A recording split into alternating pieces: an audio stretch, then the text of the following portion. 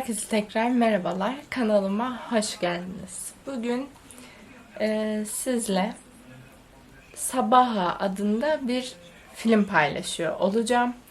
Bildiğiniz üzere çarşamba günü dizi paylaştığım için pazar günü de bir film paylaşmak istedim sizinle. Filmimiz 2019 yılında vizyona girmiş. 2 saat biraz bir iki dakika geçen 2 saatlik bir film. Ama burada çok önemli bir nokta var. Özellikle bunu söylemek zorunda hissediyorum kendime. Filmimiz 18 yaş üzeri ve ciddi anlamda size etkileyecek bir konuya sahip olabilir. O yüzden konuyu dinledikten sonra tekrar izleyip izlememe kararınızı size bırakıyorum. Ama 18 yaşının altındaki izleyiciler için etkileyici olabilecek sahneler ya da içerik olarak belki etkilenecek izleyicilerimiz de vardır. Baştan bunun uyarısını yapalım. Ve konumuzun dini bir tarafı olduğunu da baştan söylemek isterim. Bazı insanlar bu tip içeriklerden hoşlanmayabilirler. O yüzden bu uyarılarımı başta sizle paylaşmak istedim. Şimdi gelelim içeriğimize. İçeriğimizde bir rahibimiz var ve dini tarikatları araştıran bir rahip aslında. Bir din araştırmacısı olarak kendini tanıtıyor ve tarikatlar biliyorsunuz çok tehlikeli boyutlara ulaşabiliyor. Bu tip içeriğinden uzaklaşmış tarikatları inceleyen ve ortaya hatta çıkarmaya çalışan bir rahibi olarak düşünün. Kendisinin ilgisini bir oluşum, daha doğrusu yeni yeni oluşmaya başlamış bir dini oluşum, bir grup dikkatini çekiyor. Ve o gruba odaklanmaya başladıkça onları çözmek için Budist olan bir arkadaşından da yardım alıyor. Ve konumuz tamamıyla bu oluşumun içeriği ve orada geçen bir takım gizemli ve gerilim dolu şeylerle alakalı. Biraz yani konuyu daha nasıl anlatabilirim bilmiyorum ama bence güzel toparladım diye düşünüyorum. Gelelim oyuncu kısmına. Oyuncu olarak saymak istediğim birçok isim var. Çünkü filmin içinde birçok karakter mevcut. Fakat ben burada rahibimizi başrol olarak söyleyeceğim. Çünkü onun araştırması ya da işte onun bir takım göstermesi, yol göstermesiyle bir takım şeyler ilerlediği için ben başrol olarak onu sayacağım size. Lee Jung-jae adlı oyuncumuz buradaki rahibimiz ve tabii ki diğer oyuncularımız da çok çok kıymetli. Fakat başrol oydu bence filmde demek istiyorum. Gelelim artık yorum kısmına. Çünkü beni çok heyecanlandırıyor bu kısım. Şimdi yorum kısmına geldiğim zaman bu içerikler bence çok kritik. Dini bir konuyu ele almak birçok risk taşıyor. Her anlamda. Bu arada tepki de alabilir, almayabilir ya da izleyici için onları izlemeye götüren bir faktör olabilir ya da tam tersi ben bunu asla izlemeyeceğim de diyebilir insanlar. Özellikle Netflix'te benim dikkatimi çeken biliyorsunuz eşleşme olayları çıkıyor işte. %96 yani beğenildi vesaire gibi yüzdeler var. Bu sıra benim dikkatimi çeken bir şey oldu arda arda. Puzzle filmini paylaşmıştım sizle. Şimdi de bu filmimiz. Bunların eşleşme oranı düşük ya da çok bilinmeyen filmler olmasına rağmen bence güzel filmlerdi. Yani biraz özellikle bu film için de geçerli. 2 saat uzun bir süre ve bütün olay sizi o kadar çekiyor ki puzzle filminden farkı bu bence. Orada odaklanması çok zordu. Belli bir noktaya kadar zorlanıyordu insan ama burada baştan itibaren sizi olayın içine çeken ve merak uyandıran birçok unsur mevcut.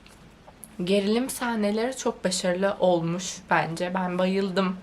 Ve özellikle bir hikaye anlatıyor size ve bu hikayeyi böyle çok aşırıya kaçmadan ya da görsel efektleri de öyle çok yapmacık kullanmadan anlatmak çok zor. Bunu başarmış bir film olarak görüyorum.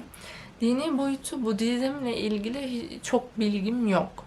O yüzden hani bahsedilen ögeler hani gerçekten koruyucular vesaire falan var mı yok mu onu bilmiyorum. Ama varsa ve o konuya göre bir konu üretilmişse çok hayran bırakıcı bence. Ama yoksa da çok iyi bir senaryo ortaya çıkmış diye düşünüyorum. Onun haricinde diyebileceğim bir şey daha dikkatimi çekti. Genelde çok takılmam ama burada niye o vurgulanmış çok anlamadım. Filmin içerisinde bir bölümünde bir grup insanın, daha doğrusu ailenin katledildiği söyleniliyordu ve bu saldırganın dini tarafının söylenmiş olması bence gereksiz bir dokunuş diyerek o konuya çok girmek istemiyorum ama orada özellikle işte şu dine mensup olduğu içinmiş gibi bir şey olmuş. Onu çok şey yapamadım.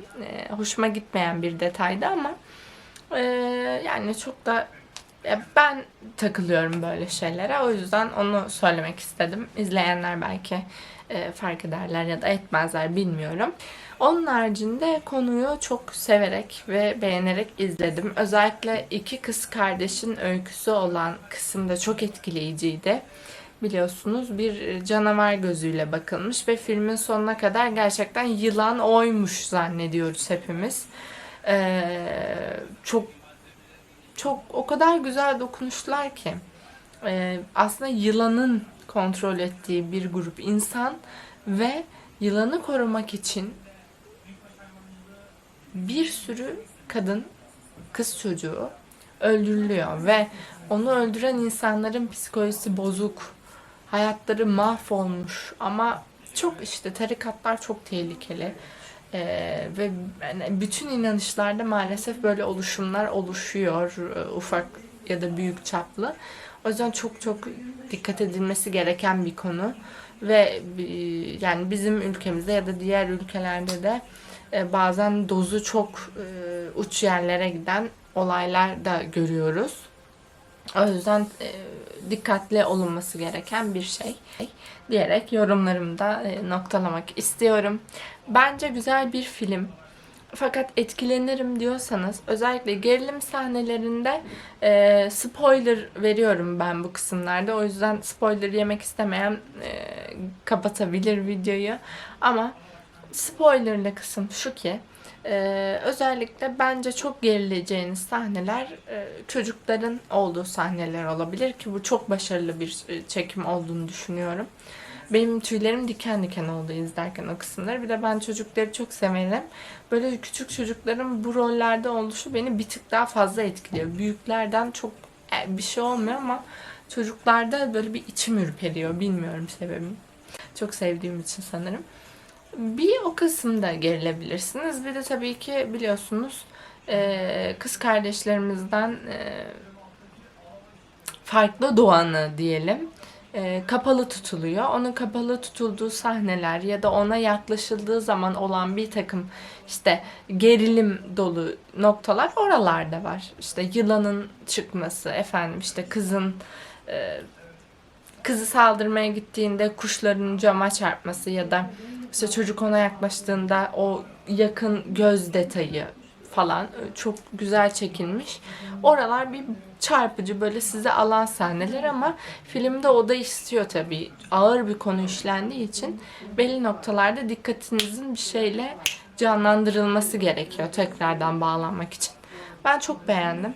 Çekimler harikaydı. Her şeyiyle cidden başlarken çok da tereddütle başlamıştım.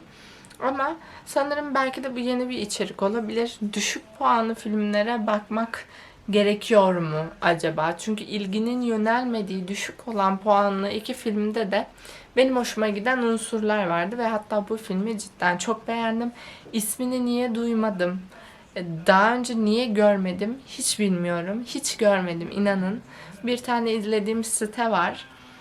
Orada ben genelde filmleri çok eskilere giderek tarih sıralaması ile çünkü gösteriyor. Tararım. Bazen çünkü sizde eski film ya da diziler de paylaşıyorum ben. Orada bile görmediğim bir film. O yüzden çok dikkatimi çekti ki çok da eski bir film değil. Çok konuştum. Evet, bence çok güzel. Beğeneceğinize inanıyorum.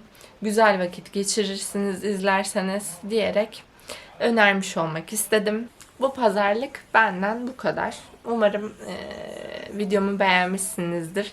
Beğendiyseniz like butonuna basıp yorum yapmayı ve kanalıma abone olmayı unutmayın. Kendinize iyi bakın. Hoşça kalın.